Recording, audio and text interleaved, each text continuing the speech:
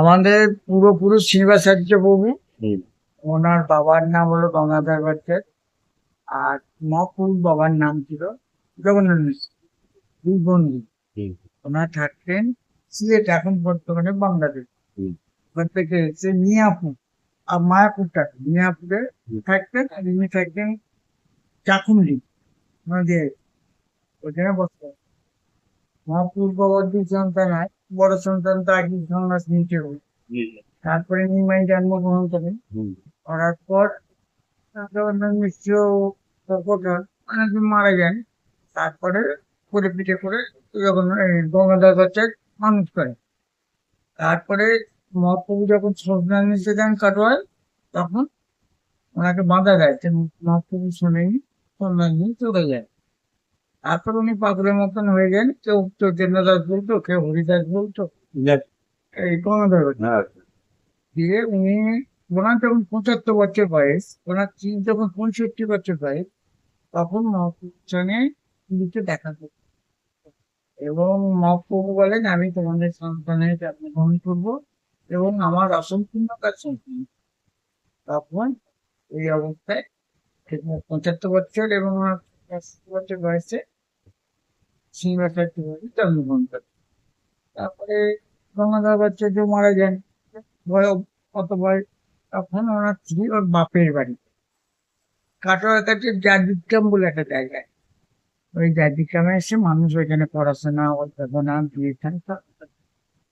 এবং মহাপ্রভু নির্দেশ দিয়েছেন গোপাল ভট্ট গোস্বামী, ছয় গোস্বামীর একজন, তাকে দীক্ষা থাকতে শ্রীনিবাসাচার্য এবং শ্রীজীব গোস্বামীকে বৃন্দাবনের ভগবতত্ত্বের জন্য আলোচনা করতে। তখন মহাপ্রভু নির্দেশ শ্রীনিবাসাচার্য বৃন্দাবন যায়, গোপাল ভট্ট গোস্বামী তাকে দীক্ষা নেন।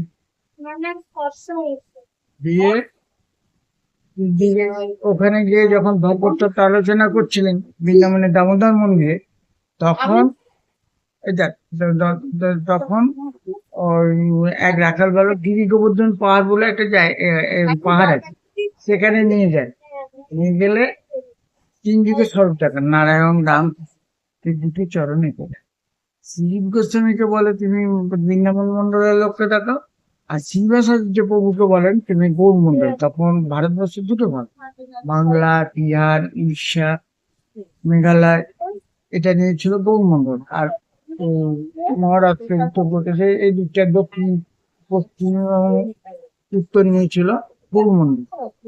গৌড়মন্ডলের লোককে দেখানোর জন্য শ্রীজীব গোস্বামী বৃন্দাবনের দামোদর মন্দিরে সংরক্ষিত আছে ডান চলে, আর আমাদের এখানে আছে বাঁচনে।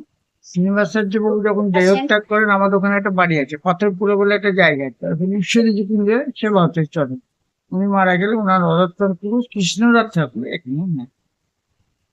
শ্রীনিবাসাচার্য প্রভু শিষ্য হলেন বীরাঙ্গী, বাঁকুড়া রাজের। তারপরে ওনার অধস্থান পুরুষ রাধামোহন প্রভু, শিষ্য হলেন মহারাজ নন্দকুমার। তাহলে পূর্বপুরুষ হচ্ছেন ইনি ঠাকুর বংশ, তাই তো? হ্যাঁ, ঠাকুর বংশ। আর আপনার নামটা একটু বলে দিন। আমার নাম প্রভাত ঠাকুর। আচ্ছা, গোস্বামী লিখি না, ঠাকুরের।